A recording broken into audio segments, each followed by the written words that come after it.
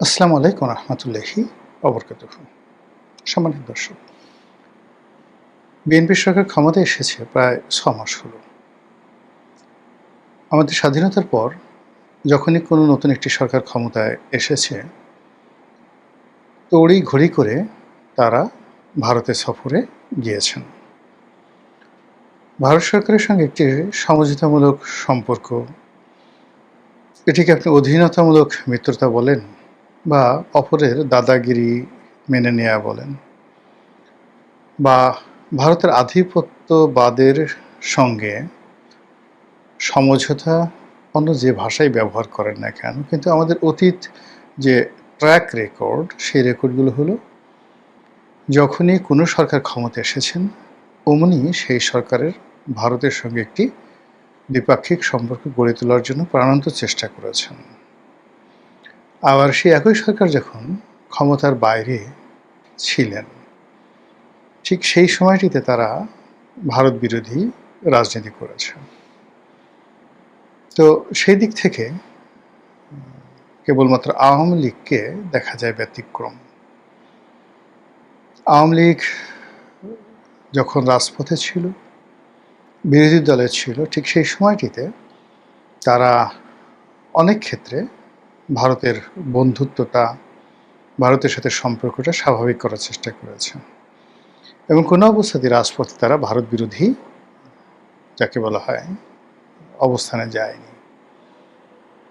কিন্তু দুর্ভাগ্যজনক হলেও সত্যি, যখন তারা ক্ষমতায় ছিল, সেটা ১৯৭৩ সন, ৯৬ সন এবং ২০০৯ থেকে আজ পর্যন্ত তাদের সঙ্গে ভারতের সম্পর্কটা ছিল ঠিক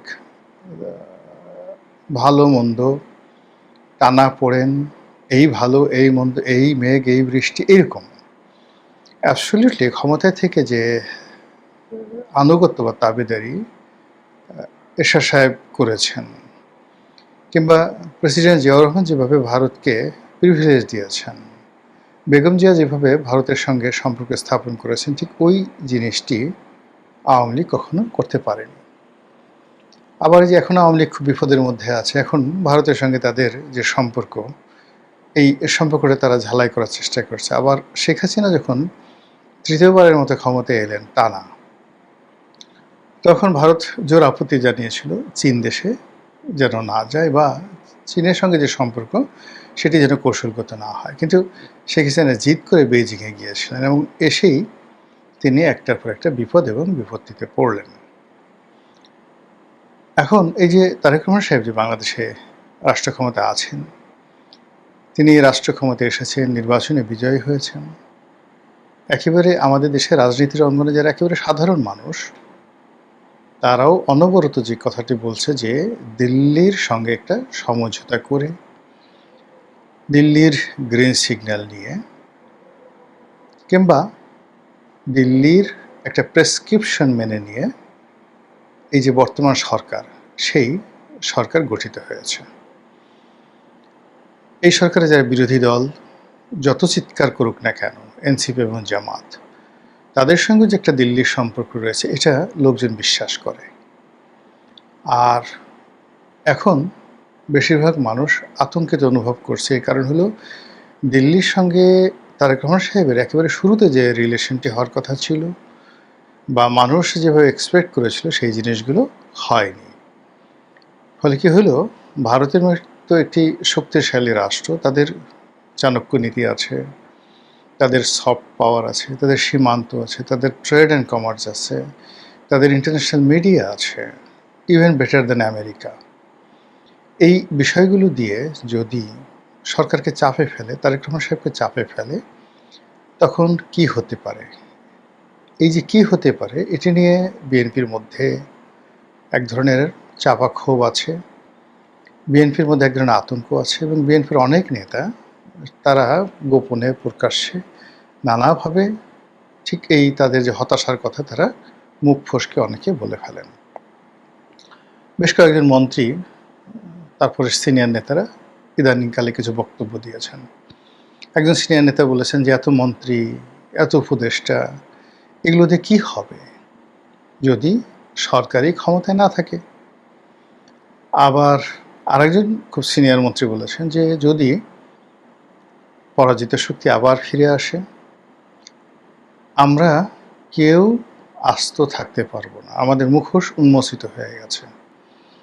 আপনারা যারা আছেন, তিনি একটি সরকারি কর্মকর্তাদের মানে সিম্পোজিয়ামে তিনি বক্তব্য দিচ্ছিলেন যে আপনারা যারা আছেন আপনাদের মুখোশ উন্মোচিত হয়ে গেছে, ফলে আমরা কেউ কিন্তু বাঁচতে পারবো না, ফলে যে কোনো মূল্যে এই সরকারকে সফল করা লাগবে। কিন্তু এই কথাগুলো তিনি যখন বলছিলেন, এটা কোনো কৌশল বন্য কোনো কথা নয়। মনে হচ্ছিল যে ভিতর থেকে তিনি যে তাপ বা চাপ অনুভব করছেন, যেগুলো আমরা সরকারের বাইরে থেকে বুঝতে পারছি না। আমরা বাইরে থেকে দৃশ্যতে যে জিনিসগুলো দেখছি সেটা হলো আমেরিকার সঙ্গে সরকারের যে দহরম মহরম সম্পর্ক হওয়ার কথা সেটি হচ্ছে না, বরং সার্জিও গোরের যে বাংলাদেশ সফর, সাম্প্রতিক সময়ে বাংলাদেশের যারা আমেরিকান ভিসা প্রত্যাশী তাদেরকে পার্মানেন্টলি স্থায়ীভাবে কম করে হলেও $20,000 বন্ড জমা দিয়ে তারপরে আমেরিকার ভিসা গ্রহণ করতে হবে। এই যে একটা অবমাননাকার বিশ্বের 50টি দেশকে তারা, অর্থাৎ প্রায় ধরুন 200-র মতো দেশ, সেই 200টা দেশের মধ্যে 50টি দেশকে তারা এই তালিকাভুক্ত করেছে, যাদেরকে তারা 2 পয়সা দিয়ে বিশ্বাস করে না।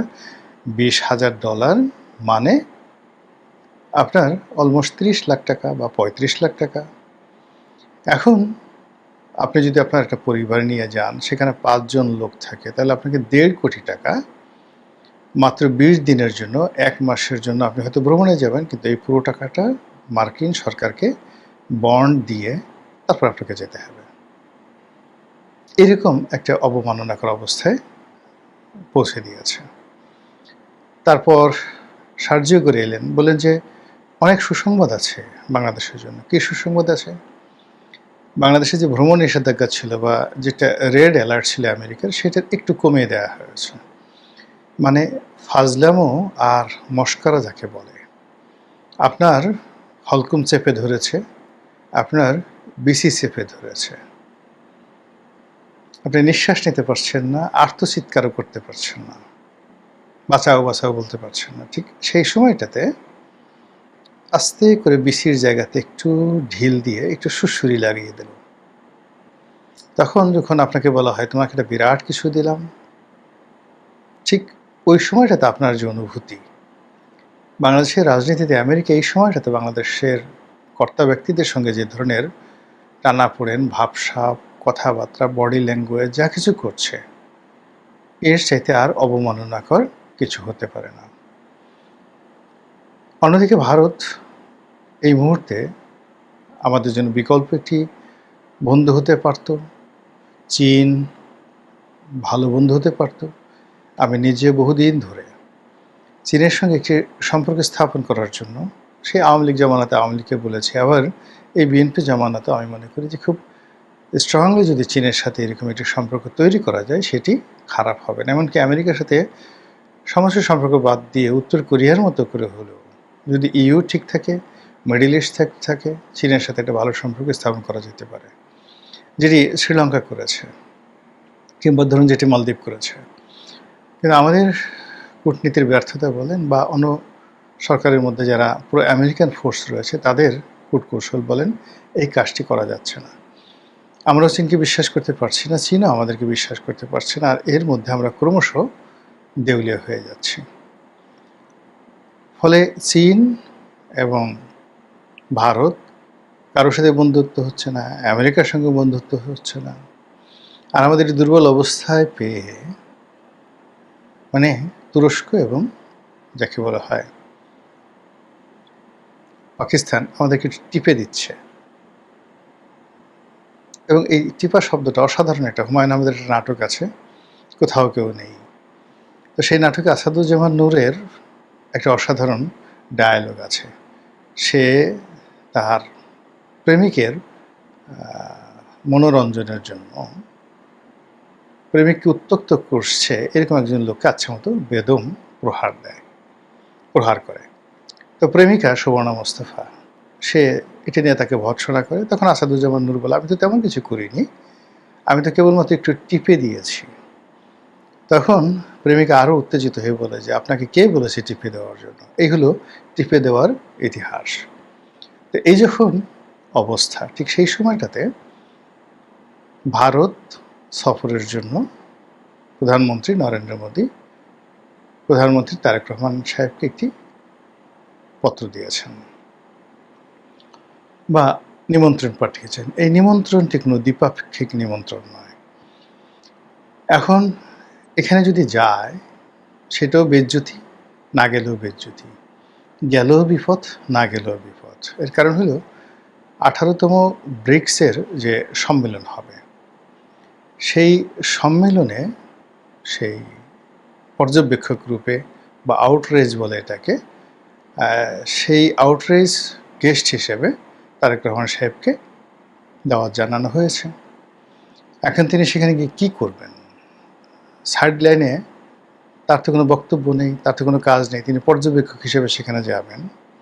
আর ব্রিক্সের মেম্বার হওয়ার জন্য বিভিন্ন জনের কাছে তিনি তদবির করবেন বা তদবির করবেন না। আবার এই যে ব্রিক্সের যে সম্মেলনটি, আপনারা জানেন যে এই সম্মেলনটি বা এই ব্রিক্সের যে গঠন, এটি আমেরিকার যে স্বার্থ, সেই স্বার্থ বিরোধী। আমেরিকার বিকল্প একটি শক্তিরূপে আমেরিকার ডলারকে চ্যালেঞ্জ জানানোর জন্য যে কয়টি দেশ বিকল্প একটি অর্থনৈতিক বলয় গড়তে চাচ্ছে, সেই দেশগুলো যে অ্যাসোসিয়েশনটা করেছে সেটা ব্রিক্স। অতীতে শেখ হাসিনা প্রাণান্ত চেষ্টা করেছিলেন ব্রিক্সের সদস্যপদ পাওয়ার জন্য ভারতের মাধ্যমে, কিন্তু শেষ পর্যন্ত শেখ হাসিনাকে আসলে ভারত বিশ্বাস করেনি শেষ মুহূর্তে। আবার এখন আমেরিকার সঙ্গে যেভাবে বাংলাদেশে একটা বন্ধুত্ব চলছে, যেভাবে চুক্তি হয়েছে বা আমেরিকা যেভাবে বাংলাদেশকে নিয়ে টানাটানি করছে, সেখানে বাংলাদেশের মুখ দিয়ে যদি ব্রিক্সের নামটি উচ্চারিত হয় এবং সেক্ষেত্রে আওয়ামী লীগের চাইতে বিএনপির প্রতি আমেরিকা বিরক্ত হবে, এটা একেবারে সোজা বাংলা ভাষা। তো সেক্ষেত্রে উনি যদি যান, আমেরিকা বেঁকে বসবে।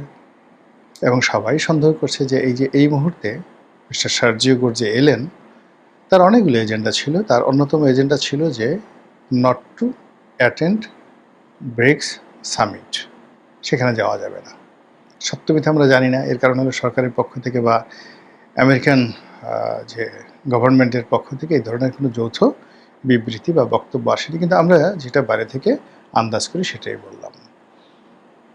আবার অন্যদিকে তিনি যদি না যান, এই অনুষ্ঠানে না যান, তাহলে আগামীতে এই ধরনের কোনো অনুষ্ঠানে অ্যাটেন্ড করা বাংলাদেশের জন্য খুব টাফ হয়ে যাবে। ভারতও বলবে যে আমরা অনুষ্ঠানে দাওয়াত করেছি, সেই দাওয়াত তিনি গ্রহণ না করে আমাদেরকে অপমান করেছেন। তো এই যে একটা দ্বিপাক্ষিক। আবার অন্যদিকে জনাব তারেক রহমান সাহেব দুটো দেশে গেছেন ইতিমধ্যে, মালয়েশিয়াতে গেছেন, চীনে গেছেন, যেখানে তাকে ব্যাপকভাবে সম্মান জানানো হয়েছে। এখন তিনি ভারতে গেলেন, তো সেখানে নরেন্দ্র মোদী এলেন না, কোনো সিনিয়র মন্ত্রী এলেন না, একজন প্রতিমন্ত্রী টাইপের বা উপমন্ত্রী টাইপের কাউকে এয়ারপোর্টে পাঠানো হলো এবং এয়ারপোর্টে কয়েকটি ঢোল পাঠিয়ে তারপর সেই ঢোল বাজিয়ে বাজিয়ে কয়েকজন তারেক রহমান সাহেবের সামনে নাচানাচি করলেন। তখন সবাই বলবে সি সি সি সি সি, কী অবস্থা হলো, একেবারে ভারত ডুবিয়ে দিয়েছে তারেক রহমান সাহেবকে। তো এই অবস্থাতে কি হবে? সেপ্টেম্বর মাসে যে সম্মেলন, সেই সম্মেলনে তারেক রহমান সাহেব যাবেন না যাবেন না? তারপর তিনি গেলে সেখানে তার মর্যাদা তিনি পাবেন কি পাবেন না? তারপর তিনি আমেরিকাকে অ্যাভয়েড করতে পারবেন কি পারবেন না? বা ভারতকে তিনি কনভিন্স করতে পারবেন কি পারবেন না? বা তিনি আসলে কী চান? এই পুরো জিনিসগুলো হয়তো এন্ড অফ দ্য আগস্ট এটি স্পষ্ট হয়ে যাবে এবং আমরা বুঝতে পারব। মহান আল্লাহ আমাদের সবাইকে হেদায়েত দান করুন এবং হেফাজত করুন। আসসালামু আলাইকুম ওয়া রাহমাতুল্লাহি ওয়া বারাকাতুহু।